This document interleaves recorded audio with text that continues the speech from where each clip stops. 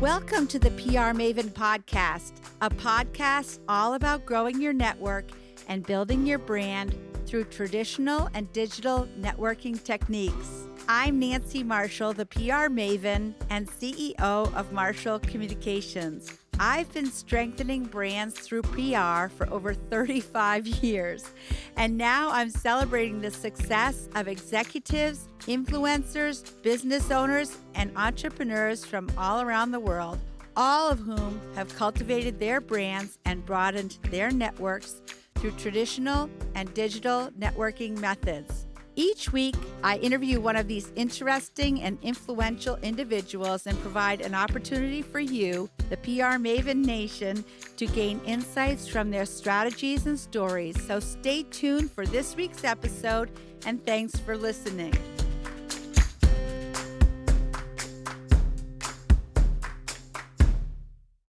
Welcome to the PR Maven Podcast, episode number 208. Presented by Marshall Communications, creator of the Marshall Plan 65-step Marshall Plan process. For those of you new to the show, I'm Nancy Marshall, your host, the PR Maven and CEO of Marshall Communications. And with me today is another PR professional who I have gotten to know through the world of podcasting, and I've actually been a guest on his podcast. I want to welcome Jody Fisher, who's Vice President of Public Relations at Austin Williams. Welcome to the PR Maven Podcast, Jody.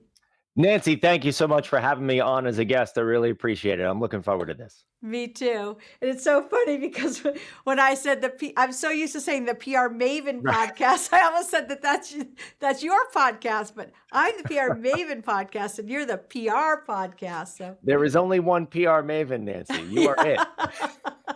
Well, yeah, I have a trademark on that, so I have to monitor the airwaves to make sure nobody else calls them that.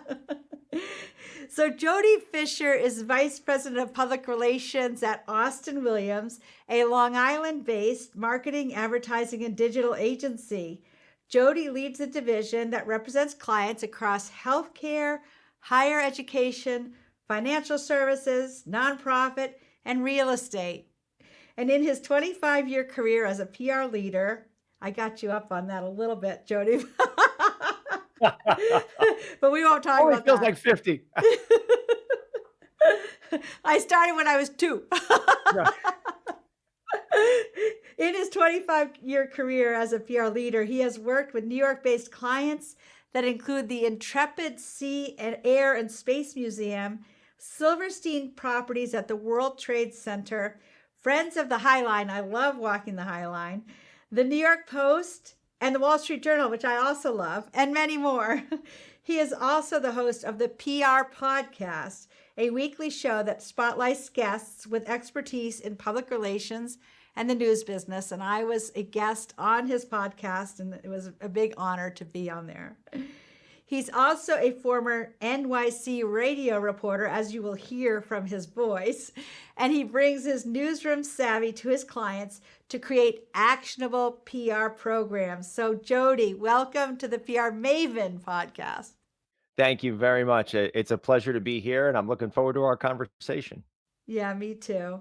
So tell us about your career in PR and how you got into it in the first place. Oh boy.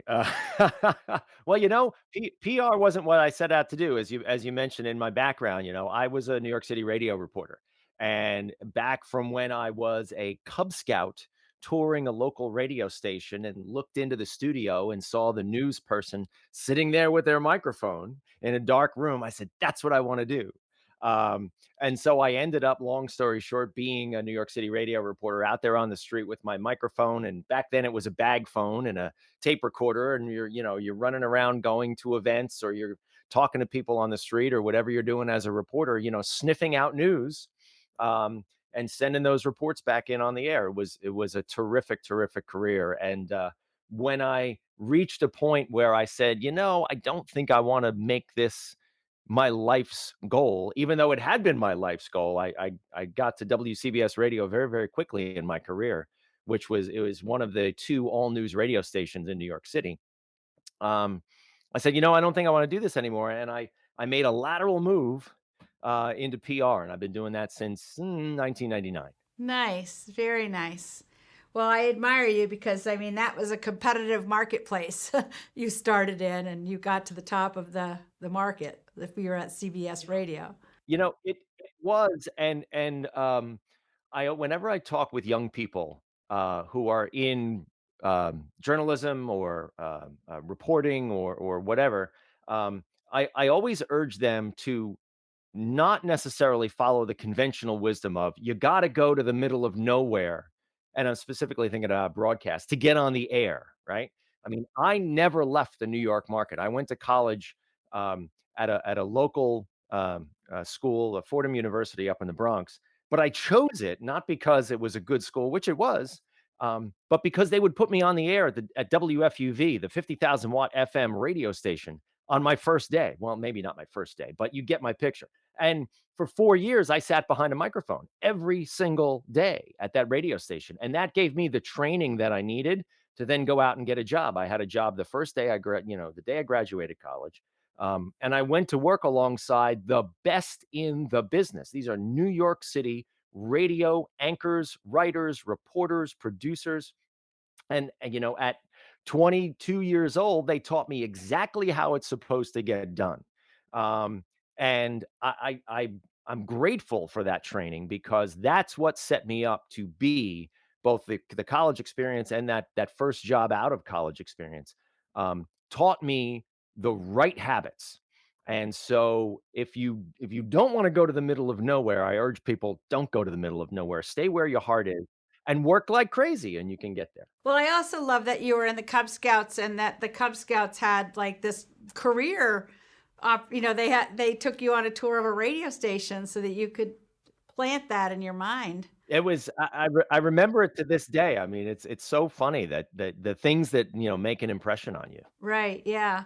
Well, my father worked for Westinghouse Electric Corporation throughout his whole life, and he knew by my personality that PR was a good fit for me because he had worked with the PR people for Westinghouse. So when I was a senior in college, he arranged for me to spend a whole week job shadowing the PR staff in Pittsburgh, Pennsylvania. And There you go. like you, I saw what they were doing, and I'm like, yeah, this is what I want to do. And I'm very grateful because so many people spend their lives trying to figure out what they were meant to do.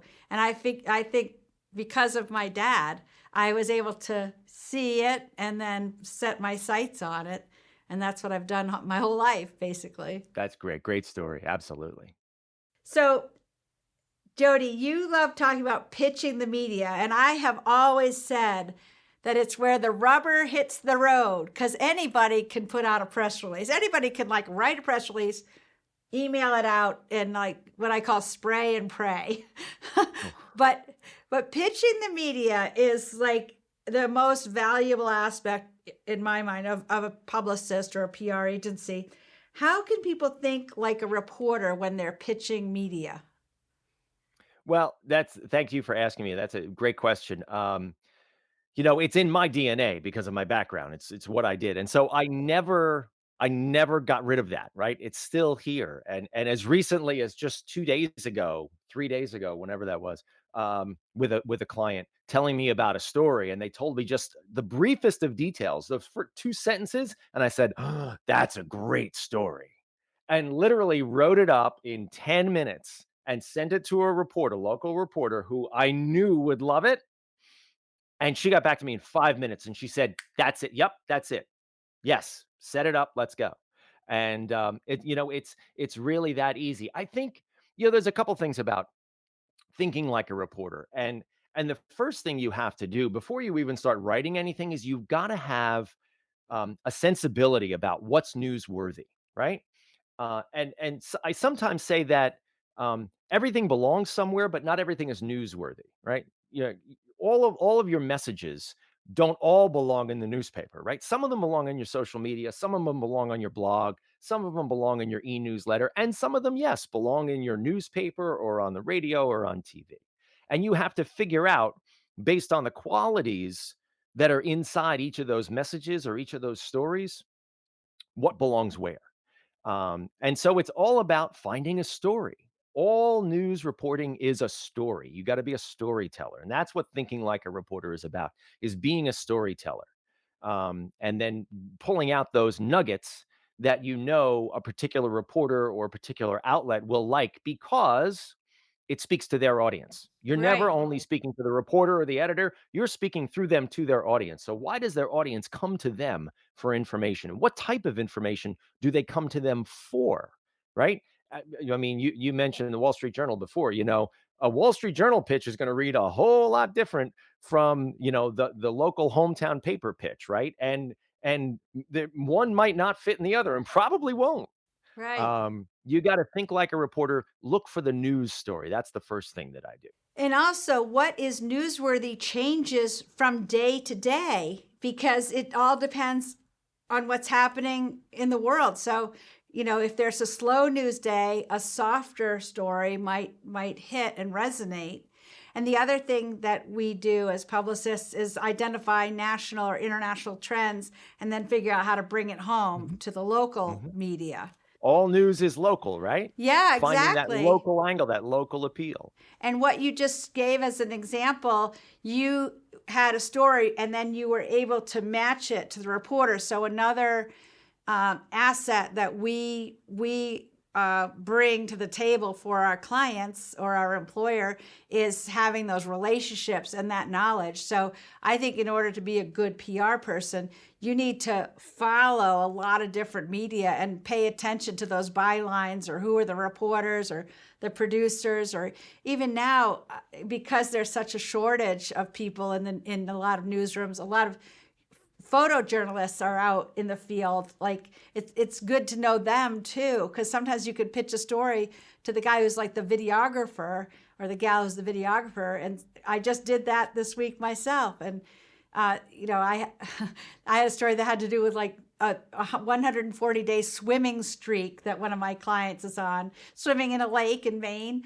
And I knew that this particular photojournalist would like to go and shoot this guy jumping in the lake at night because he has to keep a streak going. That's great. What a great visual. Photo desks are some of my favorite people to pitch. Right. I love coming up or recognizing that, wow, there's this amazing image here. And sometimes, to your point, maybe there's more of an image than there is a whole story, right? Right. Maybe there's not enough for an entire story to be written. But boy, there's this great image and there's a little bit of a story, a caption size story that goes with it. Right. I pitch photo desks all the time. I pitch independent videographers all the time because there's a couple stations in the New York City market where they have independent videographers who are just out with the camera and they're going places and telling stories with their camera, Right. with nat sound, with just interviews. There's no reporter, there's no microphone, there's no voice of God, so to speak. There's no narration. It's just the people. Those are terrific stories. And another one not to forget is the meteorologist. Like sometimes there are stories that will tie in somehow with the weather. And it sometimes can be just sort of a loose connection to the weather. But I used to work in the ski business, and we used to send video down to the Weather Channel all the time. And they would show footage, like especially at this time of year when sometimes there'll be full fall foliage and sometimes it'll snow. So you have that beautiful palette of foliage color and then the white snow trails. So we would, sometimes hit up the Weather Channel. And I still have like Jim Cantori as a meteorologist that I've known forever, the Weather Channel.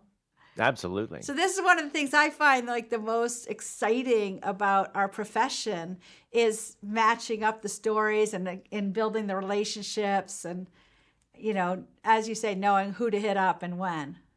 And I've said this repeatedly, and I sometimes get into interesting conversations about this concept, but I have just as much interest in helping the reporter as I do my client, right? Good one. Good one. Thinking, how can I help this reporter? Right. And not abdicating your obligation to your client, but how can I help this reporter tell a great story? Because that's what they want. They want great stories. They are grateful to good PR people Yes. who can point them in the direction of a great story and then provide the interviews, the photo, the video, or the whatever, the opportunity to go cover those great stories. Right. There's this horrible, and it gets me a little worked up, so I'm going to try not to get worked up here. There's this horrible perception about PR people that we are somehow disingenuous or not completely honest. Flax. And it boils down to that four-letter word, nails on a chalkboard for me: spin. Good PR people don't spin because we don't have to, because we got good stories. And we want to give good stories to reporters to inform their audience of the interesting or funny or comical or essential or critical or life-saving information that we have access to through our clients. So I always say that PR people have just as much interest in helping the reporter as we do our client, and it's not mutually exclusive. Absolutely. And sometimes when you're pitching a reporter, it pays you to provide like 3 examples. So one of the examples might be your own client, but you might choose 2 other examples to sort of constitute a trend too. So I've done that and had reporters say, "Wow, that was really awesome that you kind of did that background work for me." So And now you've become the critical thing that we all need to be to reporters, is a resource. trusted resource. And then next time they need something, they're ringing you up. That's That right. that's what creates that terrific working relationship with reporters, and that's what helps you do your job, and it helps get your clients what you've signed up with them to get, which is publicity and exposure and message broadcast for them. Right. Which leads me to my next question. And once you get the interest from the reporter, how do you prepare a client for a great interview? Media prep. It is essential. It is essential. And not just, the who, what, where, when, why, but walking them through exactly, or as close as you can predict, how the interview is going to go. Look, right. You and I have been doing this for a long time, right, Nancy? Yes, We we can guess the questions that are going to get asked, Right. the landmines that are going to come up, Right. and we know how to coach a client to make them, and here's the word that I use, confident in the interview, Right. not comfortable. Because when you get comfortable, you slip up, right? Right. And maybe you go too long, or maybe you say something you wish you hadn't said. And once that microphone is on, it's on, right? Right. Whether you're doing a print interview or whatever, mics are hot until they're not. Right. Uh, um, Helping a client get confident in having that conversation with the reporter. And again, the reporter rooted for you. The reporter wants the client, to give them good information, Right. because if the client is a dud, the story's a dud, right? So they Right. want them to give them helpful information, and not 99% of reporters aren't doing gotcha, right? There's 1% of the reporters in the Right. world that are doing gotcha, and they're all sitting in the White House briefing room. You Yeah. know, everybody else is just writing the story that they and their editor have agreed on writing, and Right. it's typically a good. And if you're pitching it, it's typically a good story for your client. Um, I go through media prep with them. We'll do it. We can do a coaching session if we want to. More times than not, it's just being a bit of a cheerleader for the client and letting them know that they know all the answers. They just need to have the confidence in themselves to articulate them in the right way. Um, and I always tell them that the reporter doesn't know what you don't say. Meaning, if you need to hold something back, you can hold something back. They won't know that. But if you don't say the thing you want to say, they don't know that either. Right. You gotta tell them the thing you want to get across. Because I've had clients in the way past, pick up the article and go, "But he didn't say the thing that I wanted to say." I said, "Well, did you say it?" He goes, Yeah. "No." I said, "Well, that's the problem." Right. Well, one of my favorite episodes of the PR podcast, and I have to apologize because I don't remember the name of your guest, but he's a media trainer. I think he's Canadian, and he was talking about the Weeks. what was his name? Warren Weeks. Warren Weeks. And he told a riveting story about the train crash. That's probably 10 years ago in Lac-Mégantic, Quebec. And I know that because that's actually not far from Sugarloaf, but the ski resort that I used to represent. when the train came down into the town and tragically killed, I think, 74 people. And then the CEO of the train company was interviewed, and he made it all about him. It was like, oh, yes, this was a nightmare. And he kept repeating the word nightmare. As if it was so hard for him in his career. It's like, well, what about the families of the 74 people who died? And Yeah. I'll tell you, I have listened to that episode several times, and I have used that as an example with my clients. So thank you for doing that episode with Warren Weeks. Well, I'm going to thank Warren because it's a great story. And Warren is a terrific media trainer who's based in Canada, and wonderful on Twitter. Just look him up on Twitter, follow him. He's awesome. But you know what? The interesting part about the story that you just relayed, you're absolutely right. What he said on the podcast, but what he also said was that those interviews where he was making it all about himself were on days 2 and 3 and 4 and beyond.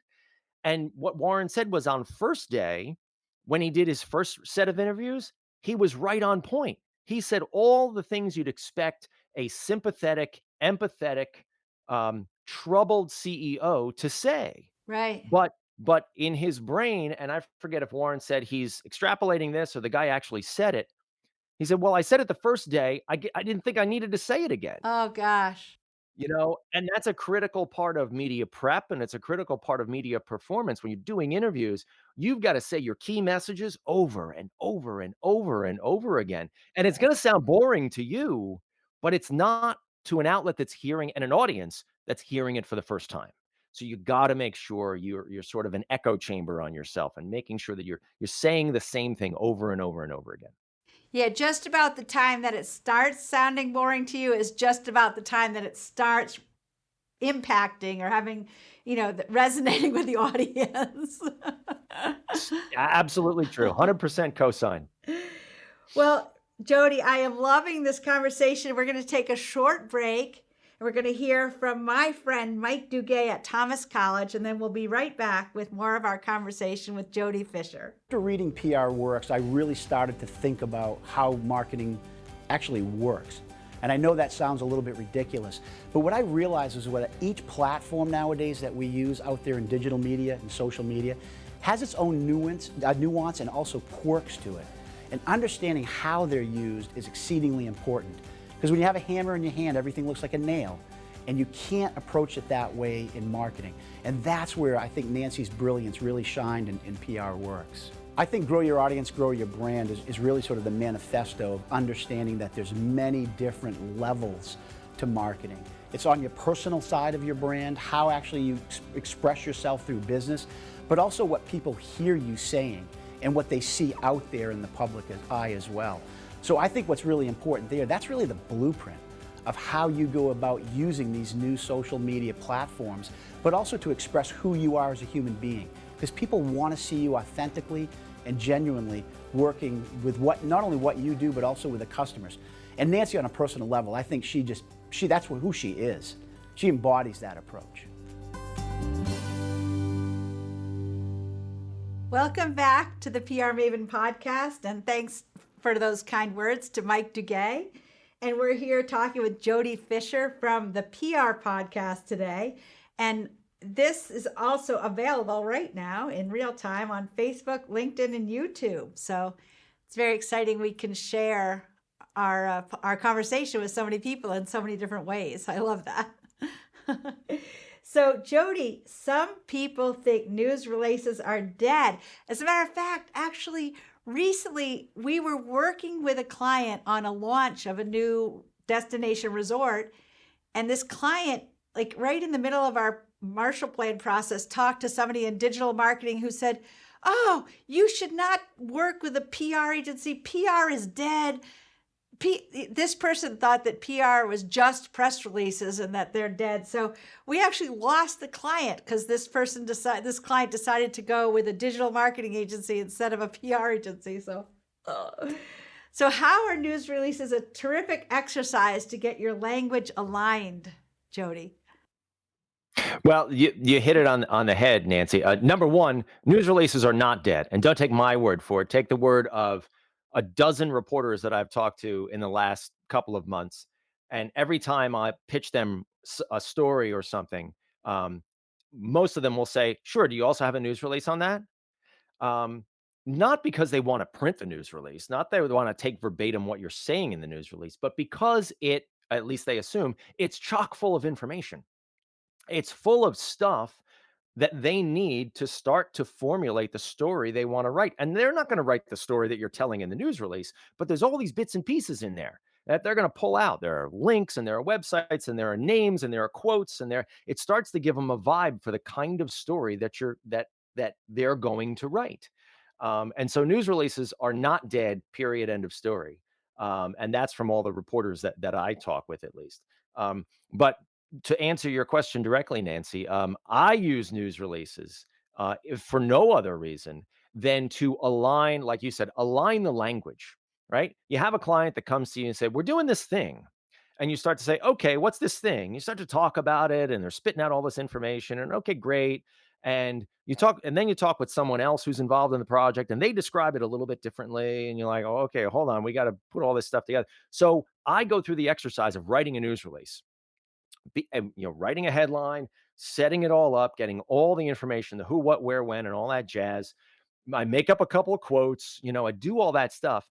And then I share it around with the client and I get their reaction to it. And they either approve it or they edit it or they go, "No, wait, that's not what we were talking about." All of those reactions are great because it starts to get everybody on the same page as to the story that we're going to tell here. And then once you get that released to a final product, you have a workable public document that you can use if you need to use it. Now, maybe you're not going to use it. Maybe you will. You probably will. And the main thing I'm thinking of is the client is probably going to put it on their website in their news section. And if your client doesn't have a news section, by the way, beat them a couple times and then tell them to make a news section on their Or website. make it for them. Right. Or make it for them. Right. You're exactly right.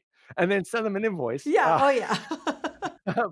But in all seriousness, they're probably going to put it on their website. They're probably going to take language, pull it out of there, and do social media posts. They're probably going to take it and put it in their e-newsletter or whatever information they're direct marketing to their stakeholder audiences, whatever those are. So even if you don't use the news release with a news reporter, you're still going to use it in a bunch of other ways. So I always, always, always write the news release. I agree. And it also, once it's on the website, then it serves as somewhat of a historical record as well.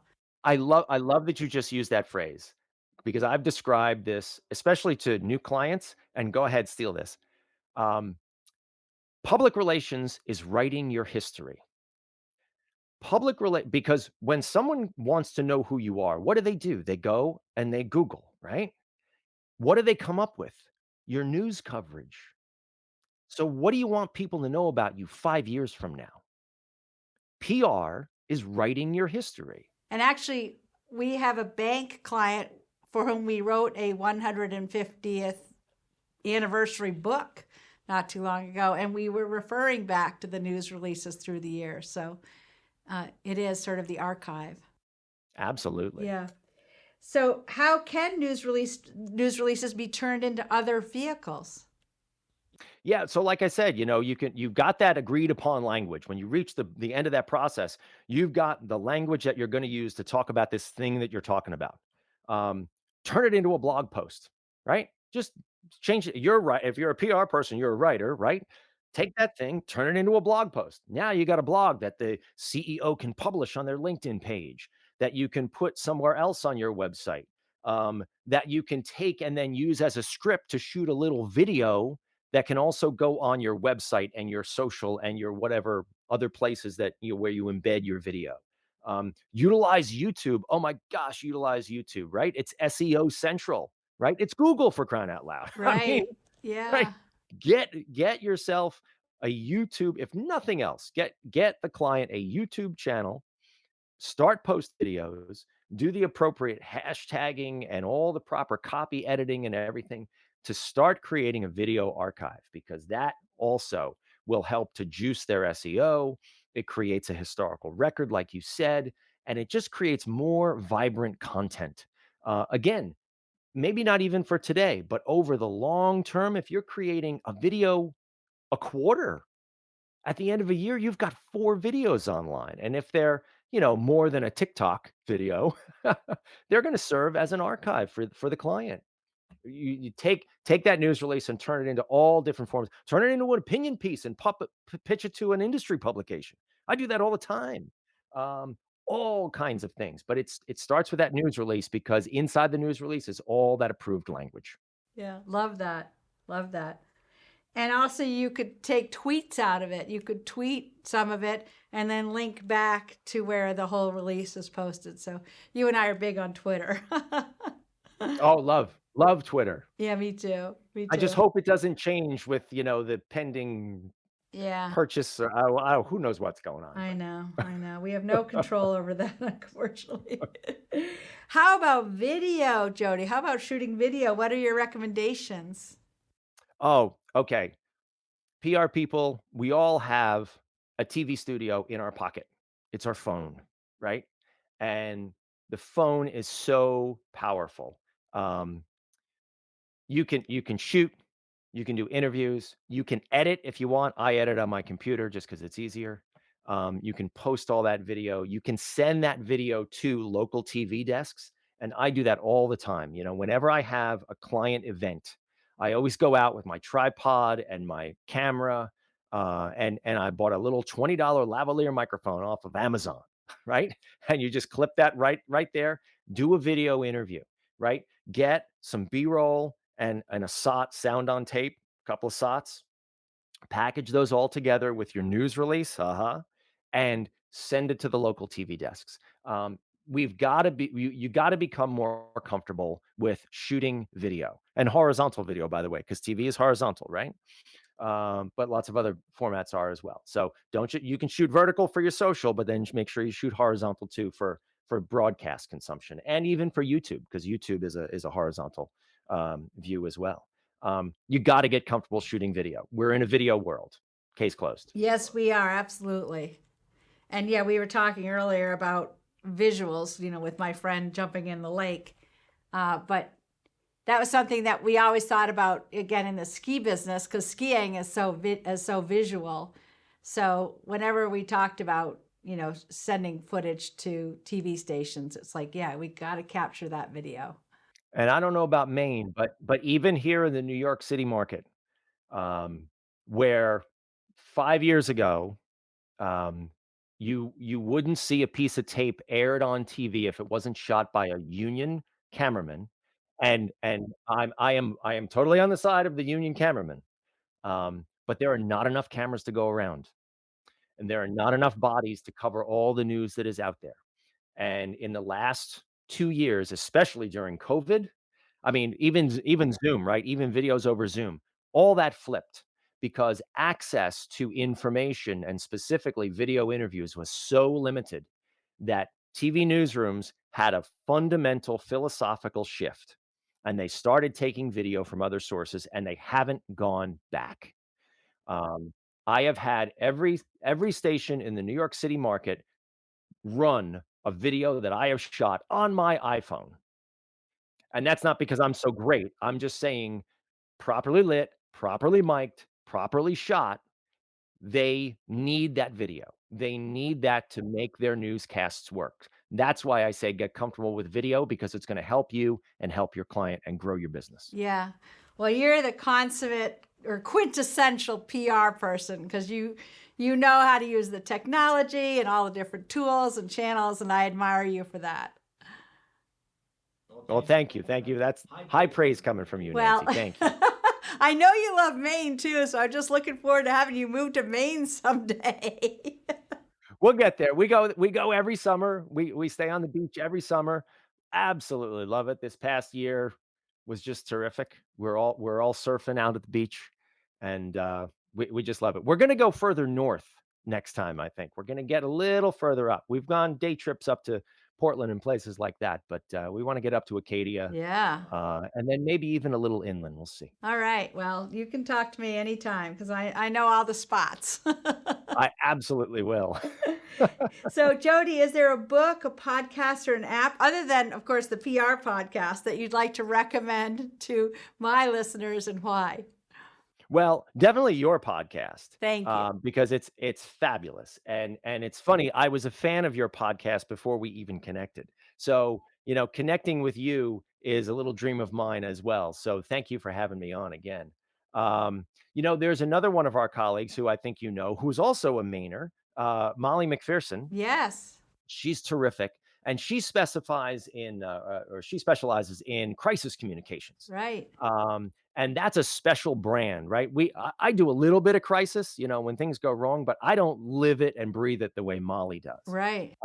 And she is a terrific crisis communicator, helping brands, especially respond to digital crises where, you talk about news cycles. It used to be that news cycles were 12 hours, then they went to 24 hours. Now, literally, a news cycle is about an hour. Right. Yeah. And she is terrific. She's all over social media. She got a great TikTok, but she's also got a terrific podcast called the Indestructible PR Podcast. So check that out. Okay. I have not, I know Molly, and I've had her on my podcast, but I've never listened to her podcast. So I'll have to do that. Thanks. So how can people get in touch with you? Very easy. You can either look us up online. My personal website is jodyfisherpr.com. My professional work affiliation is with Austin Williams, as you mentioned. So we're at austinwilliams.com. You can find all of our work. We're a full service marketing, advertising, digital, and PR agency. You can find me all over the socials. I'm at Jody Fisher. I think you're going to display that on the bottom of the screen as well. And you can send me an email either to jodyfisher@live.com or at my work email, which is jodyf@austinwilliams.com. So tons of ways you can find me. Awesome. Well, Jody, this has been so enjoyable. Thank you for spending the afternoon talking with me. And I know we could go on and on, so we'll just have to have you back another time. That sounds like a plan, Nancy. Thank you so much. This was a treat. Okay, thank you, and have a great day, Jody, and have a great day to everybody in PR Maven Nation. Thanks for listening to this episode of the PR Maven Podcast. I invite you to share a review of the podcast on iTunes or your favorite podcast player. Be sure to subscribe to our podcast so you never miss an episode. You can also join the PR Maven Nation on Facebook. It's free to join, and it's a great community of like-minded individuals who are all looking to learn and grow from one another. If you use an Alexa device, use your Alexa app to search the skills and games section to find and enable the PR Maven Podcast Flash Briefing. This will give you access to exclusive content and more PR and marketing advice. Thanks again for listening, and have a great rest of your week, PR Maven Nation.